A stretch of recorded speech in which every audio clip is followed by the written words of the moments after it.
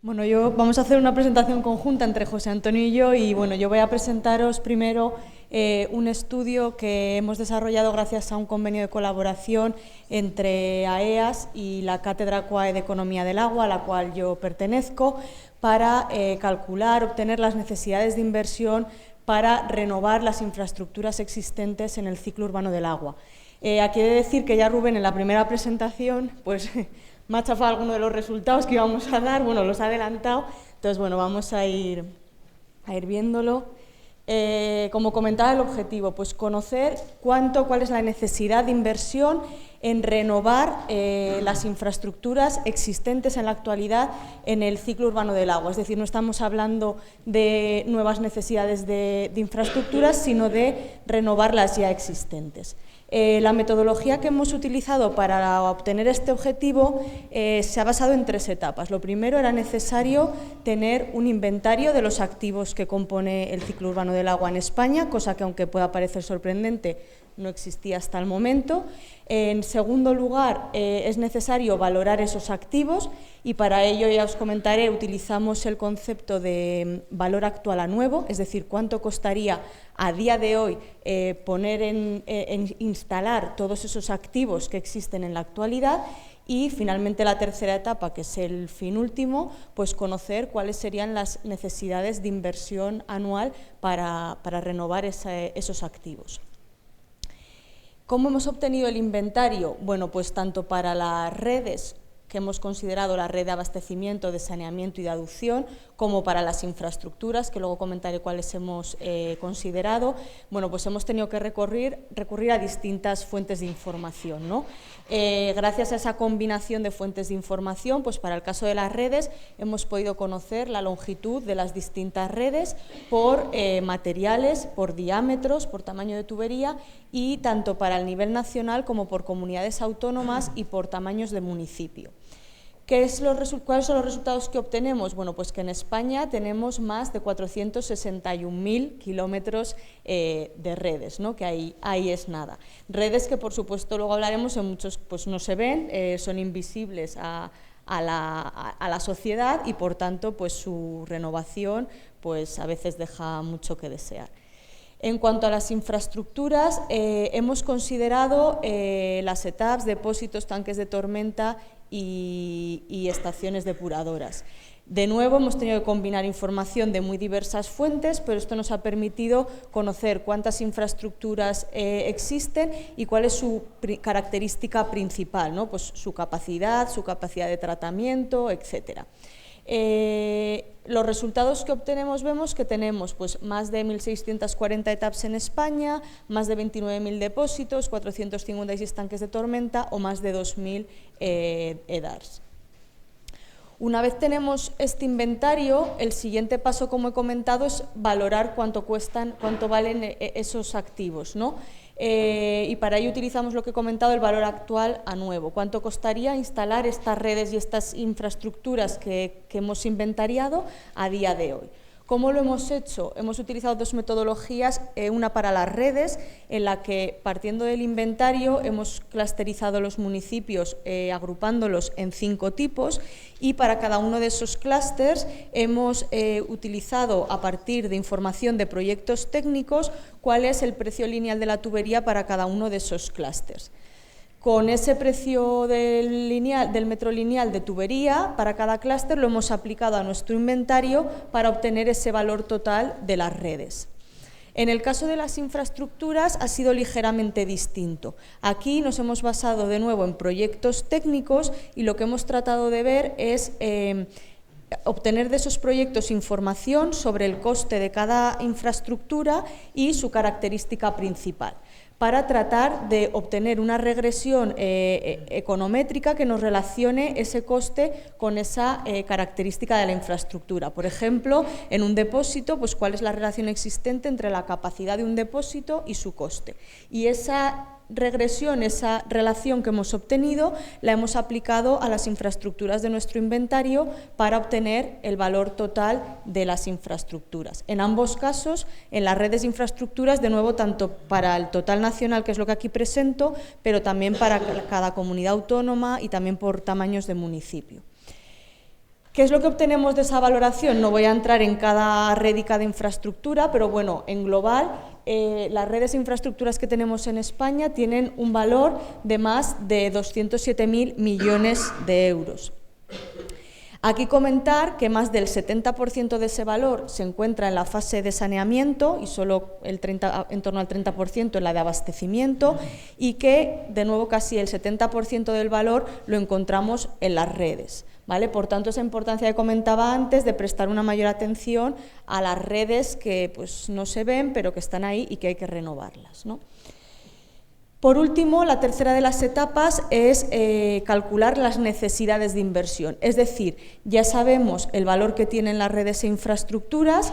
Hemos también en este estudio obtenido cuál es el periodo de renovación, la vida útil de cada una de las redes y las infraestructuras.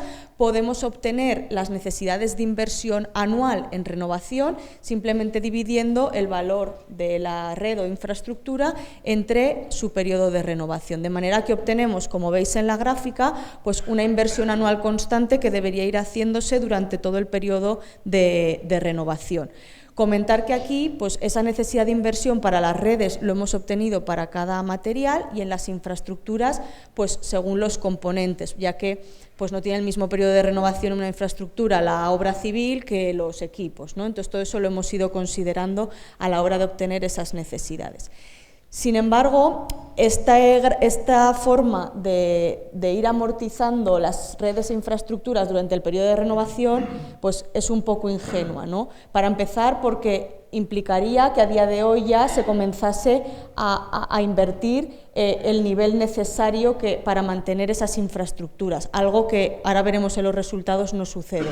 Entonces, ¿qué otro escenario hemos planteado? Bueno, pues hemos planteado también un escenario en el cual asumimos que durante unos años pues, se va a continuar haciendo la inversión que se esté haciendo actualmente, que luego habrá un periodo de ajuste para llegar pues, a la inversión que sería necesaria, que es esta línea vertical, y que luego habrá un periodo en el que hay que recuperar pues, la inversión no hecha en esos años previos, para ya, en el último paso, poder continuar haciendo pues, la inversión anual que sería deseable. ¿Cuáles son los resultados principales? Y aquí es donde ya Rubén nos ha avanzado algo.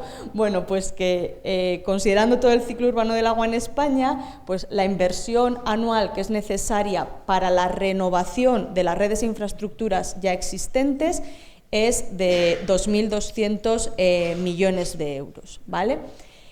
Si comparamos eso con la otra columna de la tabla, donde veis la inversión que actualmente se está realizando, vemos que esta únicamente representa algo más del 20% de la que sería necesaria. Y que esto es además especialmente preocupante, es decir, esta inversión que se está haciendo actualmente es especialmente baja en el caso de la red de saneamiento y de las estaciones depuradoras, donde podéis ver que el porcentaje es únicamente del 9 o 14% de la inversión que debería realmente realizarse, ¿vale?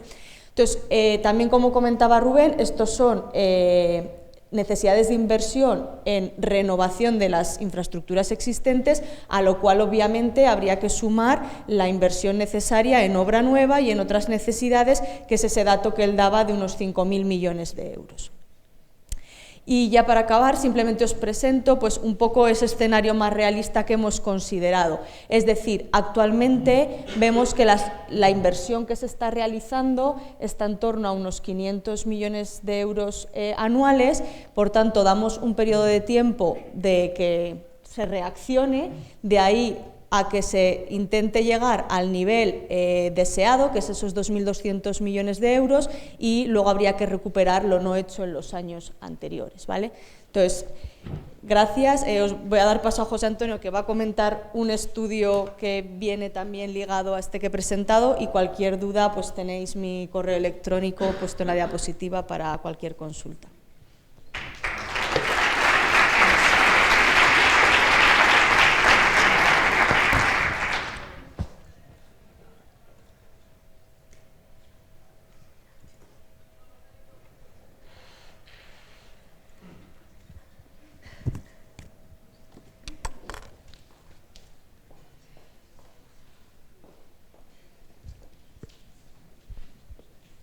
Bueno, pues buenos días. Lo primero de todo, dar gracias a Pilar por la primera parte de la presentación.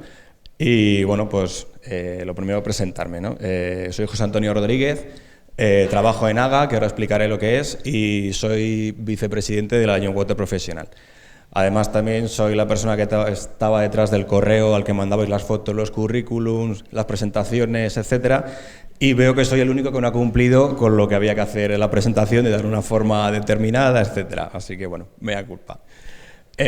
Os cuento, el estudio que os presento aquí es un estudio de 3 entidades, que es AEAS, AGA y PRICE, y que es no una segunda parte, pero sí va muy de la mano con el estudio de UNED y el resto de entidades que acaba de presentar Pilar, ¿vale? Para el que no lo sepa, importante esto también, y hago un poco de propaganda, AGA es la Asociación Española de Empresas Gestoras de los Servicios de Agua Urbana. Es un nombre complicado. Esta es una asociación muy próxima a EAS, ¿vale? Compartimos oficina y para que os hagáis una idea es la asociación que hace el convenio colectivo, entre otras muchas cosas. Bueno, pues sin más paso a presentar. Vamos a ver. El estudio tiene 2 objetivos principales. El primero es, en base a las necesidades de inversión que se plantean en el estudio previo que ha hecho Pilar, pues está claro que hay una necesidad clara de mejorar la financiación en infraestructuras. Sin financiación no podremos invertir. Lo segundo es plantear una serie de ideas que nos lleven hacia un consenso. Como decía Rubén antes, que bueno, nos ha pisado un poco la presentación, ¿verdad? Los políticos no tienen en mente el agua, ¿verdad? Invertir en hospitales, invertir en educación, etcétera, pues siempre va a ser mucho más vendible políticamente que haber construido, una depuradora, una potabilizadora. Entonces, insistir en intentar forzar o invitar a las personas que tienen que decidir, pues que en el medio y largo plazo se invierte, se financie el tema del agua. Si hacemos un estudio de cómo ha sido el dinero que hemos metido en agua hasta ahora, pues podemos ver que antes de la crisis hubo una punta de inversión, ¿vale? Que si lo comparáis con lo que se invierte ahora mismo, pues veis que se ha reducido casi hasta una cuarta parte, ¿vale? Pero si lo comparamos con otros países europeos, pues todos han aumentado el porcentaje de PIB que invierten en agua. Sin embargo, España, pues lo ha reducido muy drásticamente, ¿vale? Entonces eso, comparado con nuestros colegas europeos, estamos bastante mal. Entonces, realmente es un problema serio el que no se invierta en agua y el que no haya una financiación clara de lo que se necesita construir y mantener. Esto es la parte que os decía, que está súper ligado a lo que acaba de presentar Pilar, ¿vale? Los 2.200 millones de euros que se comentaban antes, pues están aquí, ¿vale? Es el estudio de la UNED. ¿Qué pasa con España? Pues que aparte de ser donde menos se está invirtiendo, si lo comparáis con la diapositiva de antes, pues tenemos una serie de características especiales, como es que somos un país seco y que el estrés hídrico es muy elevado, ¿vale? Entonces eso hace que nos tengamos que plantear seriamente hacia dónde vamos, ¿vale? Las sequías y las inundaciones no son más que una muestra que vamos hacia un clima de extremos y tenemos que estar preparados. Esta es la diapositiva que nos han fusilado, ¿vale? Pero realmente es el medio de la cuestión. Están infraestructuras que ya están contempladas, tenemos 1.900 millones, 2.200 millones de necesidades de renovación, infraestructuras para posibles nuevos requerimientos, otros 300 millones y 500 millones más para infraestructura para mantener. Entonces, tenemos 5.000 millones de euros para invertir y tenemos que saber cómo queremos buscar financiación para ello. Entonces, lo que se propone, lo que se estudia, es el modelo de las 3 T's, que son tarifas, taxes o impuestos y transfer o transferencias. Pero ¿qué pasa? Que si analizamos los 2 primeros, transferencias e impuestos, y vemos de dónde puede salir ese dinero, que sería pues de la Unión Europea, de Administración Central y Autonómica, gobiernos locales o de los propios operadores, pues vemos que sobre todo el tema del dinero público está muy complicado. va a haber que buscar financiación privada y sobre todo también un esfuerzo a partir de las tarifas que se pagan por el agua. O sea, no un alcalde va a ser mejor por bajar el precio del agua. Eso hay que intentar venderlo como que eso no tiene por qué ser bueno para nada. La tercera T, que es por la que apuesta este estudio, es la tarifa, ¿vale? Entonces, la capacidad de financiación e inversión va a depender mucho de cómo se proyecten las tarifas de aquí a los próximos años, y todavía hay bastante margen para revisarlas. Si comparáis España con el resto de países europeos, estamos aquí, pues todavía hay un margen para modificar las tarifas y con eso poder invertir en agua y buscar una financiación adecuada. Un minuto me están diciendo. Bueno, entonces, os avanzo que esto es un pequeño avance, valga la redundancia, de la presentación del estudio completo que se realizará el próximo miércoles 27, en el que podéis ver todas las medidas que se han propuesto y ahí estará el equipo que ha redactado todo el proyecto, ¿vale? Como conclusión, pues bueno, que todavía hay margen para modificar las tarifas y una cosa que también nos interesa a todos es que si hay inversión y financiación para el agua, pues se creará empleo estable, que también es lo que todos buscamos. Muchas gracias.